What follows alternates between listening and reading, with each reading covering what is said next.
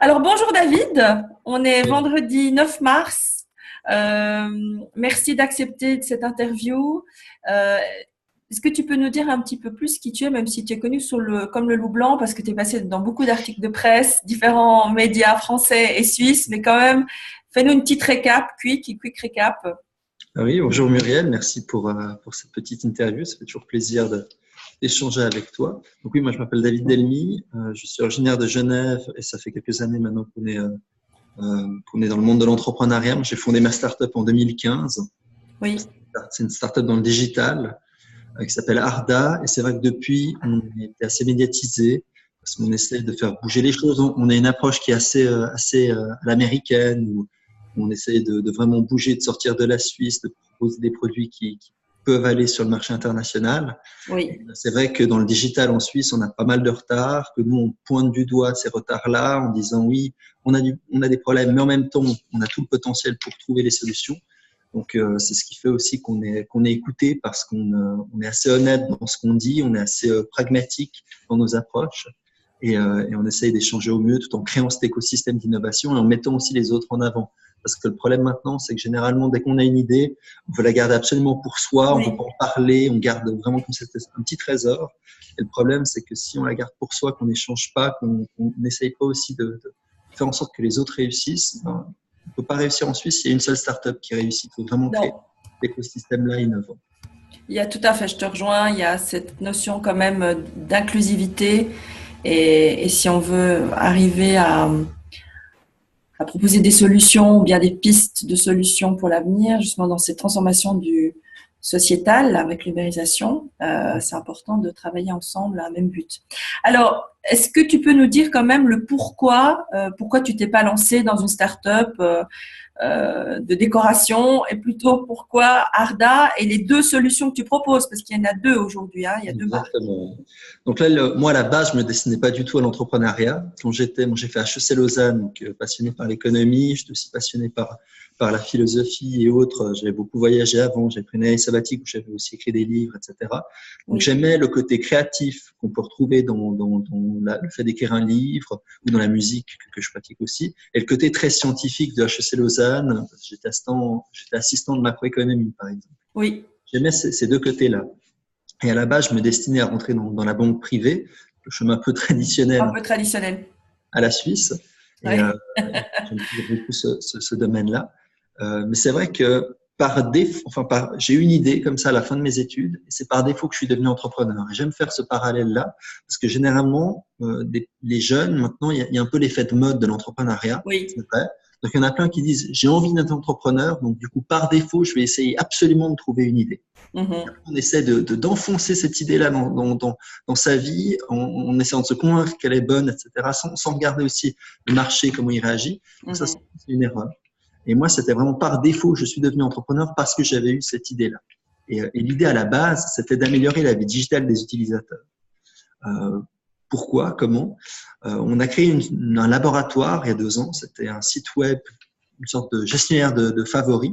Et on a utilisé ce site web vraiment comme un laboratoire pour recevoir plein de feedback de plusieurs milliers d'utilisateurs. Et suite à ça, on a scindé ce laboratoire en deux pour Mhm. créer Arda Business qui sera lancé à la fin du mois de mars de cette année, Cette un année. partenariat avec Tesla.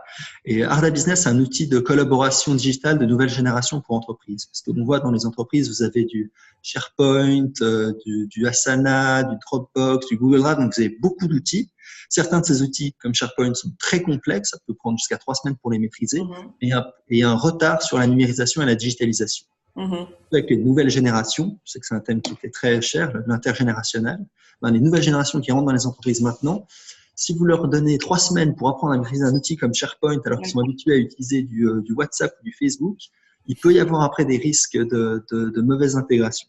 Donc nous, notre idée, c'était vraiment de créer un outil hyper simple, hyper design, avec plusieurs fonctionnalités. Mhm. Ça, c'est Arda Business. C'est Arda One qui sortira cet été. C'est un réseau social. Pour l'instant, tout ce que je peux dire, c'est un mélange entre Instagram et Google, ou un Oui. moteur quelconque. C'est une application smartphone. Et l'avantage, c'est qu'on va rattacher ça aussi à de la blockchain. On sera un des premiers réseaux sociaux au monde rattaché avec de la blockchain. Et tout ça, ça va suivre dans le futur. Je tâcherai bien de vous tenir au courant. Super. Merci David. Alors, dans ta vie d'entrepreneur, j'imagine que comme nous tous, tu as eu des moments peut-être plus critiques, peut-être de remise en question ou un peu de difficulté, soit privée, soit professionnelle. Comment est-ce que tu as fait pour rebondir? Sur quoi est-ce que tu as appuyé en fait? Quels sont les conseils que tu pourrais nous donner? Alors, c'est vrai que l'entrepreneuriat, c'est extrêmement difficile, surtout quand, actuellement, pour ma génération, comme tu l'as dit, j'ai 24 ans, la success story de l'entrepreneur, c'est Mark Zuckerberg. Et Mark Zuckerberg, il a tout de suite réussi d'un coup comme ça. Oui, Faut pas oublier que Steve Jobs, par exemple, il a pris des années pour que ça marche bah vraiment oui. Apple. Il a même été viré d'Apple, il est revenu. Bill Gates aussi, c'était très difficile. Il a même travaillé à un moment donné pour Steve Jobs. Donc, Ouais. le, même, Alibaba aussi, il a eu des difficultés. Ouais. donc même les très très grandes success stories d'entrepreneurs sont passées par des périodes très difficiles. Et malheureusement maintenant, avec ces success stories à la Mark Zuckerberg qui ont été très très rapides et très soudaines, on a l'impression que l'entrepreneuriat, c'est paf, on a une idée et il suffit d'avoir l'idée. Maintenant, il faut déjà avoir la bonne idée au bon moment et surtout avoir la bonne réalisation de cette idée, Tout à réussir à la fait. mettre en place. Et c'est pas facile parce que quand vous êtes jeune comme ça, quand vous arrivez dans ce domaine-là, surtout en Suisse, un pays qui est quand même assez conservateur, même si on bouge beaucoup sur ces sujets-là dernièrement, mais c'est vrai qu'il y a pas mal de problèmes auxquels on fait face. On n'est pas forcément armé pour les affronter dès le début. Et c'est vrai que quand on a du feedback par des utilisateurs, il faut prendre le recul pour dire ah c'est pas bête ce qu'il dit, c'est intéressant. C'est ce qu'on appelle Ouais. la méthode Google de Jeff Jarvis, qui est un blogueur américain très connu. Il parle de cette méthode Google-là. Il dit que vos pires clients, donc vraiment ceux les plus critiques, sont en fait vos meilleurs clients. Parce que Oui. c'est eux qui vont vous apporter vraiment ce recul sur votre produit. Vous, ça fait 1 an, 2 ans, 6 mois que vous êtes vraiment à fond dans votre produit, vous le connaissez, c'est logique. Mhm. Mais un utilisateur qui ne le connaît pas, eh bien, il peut vous faire une critique qui est justement extrêmement constructive. Donc, Oui. la première chose, c'est qu'il faut apprendre à écouter ses utilisateurs et surtout ceux qui sont critiques. La deuxième chose, c'est apprendre à prendre du recul, apprendre à être aussi un peu plus pragmatique, savoir que on va devoir pivoter sous beaucoup. Par exemple, si moi, le produit que j'avais lancé en 2015 dans ma tête, c'était c'était le produit définitif, ça n'a pas marché. Nous, on s'est dit, d'accord, on va d'abord lancer un produit de base, on va Mhm. regarder comment ça se passe et on va écouter les utilisateurs pour ensuite créer nos produits. Oui. Et évidemment, moi, je suis un passionné de littérature et de lecture. Il faut Ouais. beaucoup liser de la philosophie. La philosophie, c'est pas juste barbant, c'est pas juste pour l'école. Dans la philosophie, surtout maintenant avec l'intelligence artificielle, c'est ce qui va nous permettre de se demander qu'est-ce qui est juste, ce qui ne l'est pas, et à apprendre à aussi se remettre en question. Donc, liser, c'est ce qui est le plus important.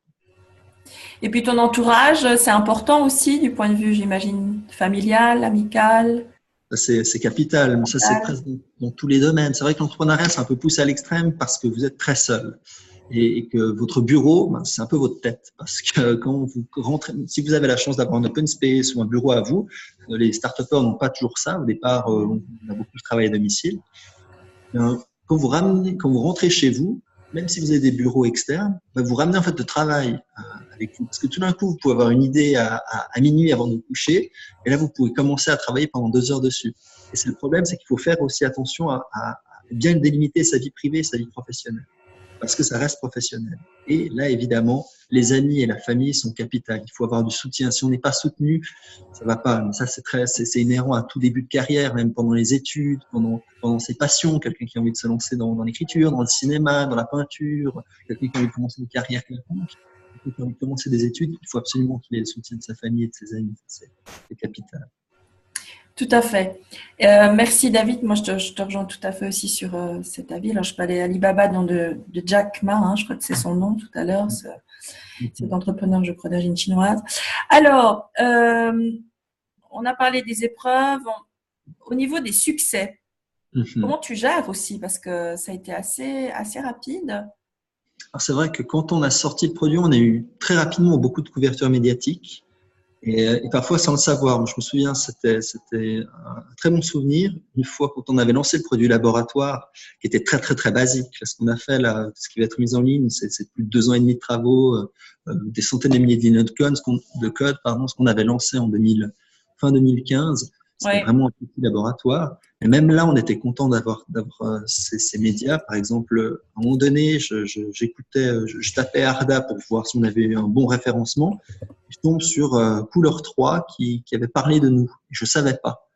Et ça, c'est très agréable parce qu'après, ça permet de motiver l'équipe. On le fait pas pour soi. C'est vrai que la première fois où on voit son nom dans le journal, on est content. Puis après, la Ouais. deuxième, troisième fois, c'est surtout votre mère qui est très contente. Votre père. Mais après, si c'est juste pour faire de la publicité, ça sert à rien. Il faut que vous ayez un message. Il faut que vous transmettiez aussi des valeurs. Vous essayez de faire changer les choses. C'est pour ça, moi, quand je parle dans les médias, je parle pas que de Arda. J'essaie Non. d'illustrer des problèmes en utilisant Arda. Oui, j'essaie de parler aussi de mon équipe. C'est très important. Mais j'essaie surtout de pointer ce qui va pas. J'essaie de mettre en avant d'autres startups. J'essaie de mettre en avant d'autres entrepreneurs. J'essaie de pointer du doigt des problèmes légaux ou commerciaux ou des problèmes structurels en Suisse qui font que les entrepreneurs sont très, très impactés par ces derniers. Et c'est Oui. vrai que là, il faut absolument que les politiques écoutent de plus en plus. Il faut que la population se rende compte aussi que si vous lancez une start-up et que vous échouez, c'est pas grave. L'échec, il doit pas être rédhibitoire. L'échec, au contraire, c'est Non. quelque chose d'important. On va en parler le 22 mars d'ailleurs à ce sujet. Exactement, exactement. Parce que quand vous allez par exemple, aux États-Unis, vous postulez dans une grande université américaine, Mm. on va vous demander qu'est-ce que vous avez échoué. Si vous dites rien, ils vont vous regarder et vont dire, bah, t'as pas vraiment essayé beaucoup de choses dans ta vie. C'est Ouais. l'inverse. Si on vous dit qu'est-ce que vous avez échoué, vous dites rien, ils vont vous dire bravo, c'est génial. Et Ouais, c'est ouais. Ouais. Alors, justement, on parlait du 22 mars. Ben, tu ne pourras pas être des nôtres et nous ne pourrons pas, à part que Patrick José, heureusement, vient te voir, enfin, vient vous voir parce que tu as une grande date, hein, c'est le 22 mars, l'inauguration avec Tesla, je crois, le soir. exactement. Donc le 22 mars, ça tombe en même temps. Oui. C'est les problèmes des agendas. Ouais, Mais mais c'est comme ça. c'est bien, ça veut dire qu'on offre de bons événements sur Lausanne. Vous en avez 2, donc vous êtes obligé de venir à au moins des 2. Voilà. Mais non, c'est un bel événement de lancement avec Tesla. C'est vrai que Tesla, c'est vraiment l'entreprise maintenant qui fait rêver. J'avais lu un article dernièrement qui comparait Tesla dans ces années-là avec Apple dans les années début 2000 et fin 80. Et c'est vrai que Mm. maintenant, on parle d'innovation. C'est moins Apple qui vient en tête, c'est vraiment Tesla, c'est Elon Musk, etc. Et il y aurait même des rumeurs qui disent peut-être Apple qui rachète Tesla pour qu'Elon Musk devienne président, etc. Je ne pense pas que ça va se faire. Mais c'est très intéressant de voir que Tesla, c'est devenu le symbole de l'innovation. Et en Suisse, ils voulaient trouver une entreprise, une start-up qui partage un peu cette ambition-là, ces processus très créateurs, cette envie de détruire un système existant pour en créer un meilleur. Ça fait partie de notre ADN. C'est pour ça qu'on Oui. est content de collaborer avec eux et d'avoir cet événement avec eux pour mettre aussi en avant un écosystème d'innovation suisse, de véritable innovation. Et c'est vrai que ça, ce sera très intéressant. Par exemple, on aura des startups food qui vont venir présenter leurs produits pour le buffet. Donc là, c'est l'occasion aussi de mettre en avant des talents. Il n'y a pas que les startups de l'EPFL avec des drones et de la high-tech. Il y a aussi des entrepreneurs dans la nourriture, des vignerons qui ont des processus Super. très start-up qui sont là et qui méritent aussi d'être vus. Ouais. Ça se passe à quelle heure? Je crois 18h30 et où? C'est à 18h30 dans les locaux de Tesla et c'est pour le lancement officiel de notre produit Arda Business. Ça va être Fantastique. intéressant. Il y aura pas mal de journalistes, de politiciens, d'hommes d'affaires et personne. C'est un événement privé donc sur invitation et c'est vrai que ça va être intéressant de pouvoir présenter aussi le travail qu'on a fait pendant 2 ans et demi, de pouvoir Bien montrer sûr. les visages derrière Arda, les informaticiens qui codent avec énormément de talent. On a des Oui. talents absolument formidables. On a de véritables Steve Wozniak dans l'équipe. Oui. Beaucoup et c'est vrai que ça pour moi c'est important que les personnes puissent les voir, surtout qu'on est une équipe très intergénérationnelle, ça va de 20 ans à 40 ans Complètement, oui. et ces talents-là, il faut montrer que peu importe l'âge que vous avez, vous pouvez rejoindre aussi une start-up, que peu importe l'ambition que vous avez, vous pouvez aussi être tout à fait adapté dans une entreprise. Oui. Alors, il nous reste maintenant une petite minute pour conclure. David, je voulais, bon, déjà merci, mais pour conclure, est-ce que tu pourrais nous donner ta vision d'avenir? On a parlé du passé, on a parlé des racines, du pourquoi, maintenant aussi le présent. Ta vision d'avenir pour ta société. Alors nous, là, maintenant, on sort d'une phase de recherche et développement très intense. Et là, 2018, c'est vraiment l'année où on va lancer tous nos produits. On va aussi lancer une ICO, donc une Initial Coin Offering, très prochainement pour lever des fonds dans notre cadre de la stratégie blockchain qu'on met en place. Oui. On va essayer vraiment de créer une entreprise. L'ambition, c'est vraiment de créer une entreprise pérenne, pas pour faire une exit, mais vraiment pour avoir une entreprise qui puisse se développer, avoir une belle visibilité en Europe. C'est ça l'ambition. Si on arrive ou si on n'arrive pas, peu importe. Mais il faut développer aussi ce genre de projet-là en Suisse. Et tout cela en créant cet écosystème d'innovation, en essayant d'avoir un acteur innovant en Suisse qui peut aussi refuser des chèques d'investisseurs pour se faire racheter, mais une entreprise qui a envie aussi d'être pérenne et de croître. Parce qu'à la fin, c'est un peu le mot de la fin et la citation que j'aime beaucoup, c'est celle de Victor Hugo. Ce qu'il nous faut un peu plus en Suisse, c'est oser. Et Victor Hugo disait, oser, c'est le prix du progrès. Très belle phrase pour terminer. Écoute David, c'est toujours un plaisir de te recevoir. J'espère qu'on pourra de nouveau avoir de tes nouvelles cet été. Et je te remercie aussi pour ton soutien renouvelé dans la visibilité commune également avec la Fondation. Vraiment, merci infiniment. Et je te dis à bientôt et je te souhaite un très bon appétit. Et merci. À très vite. À bientôt, David. Merci. Bonne journée à tous. Au revoir.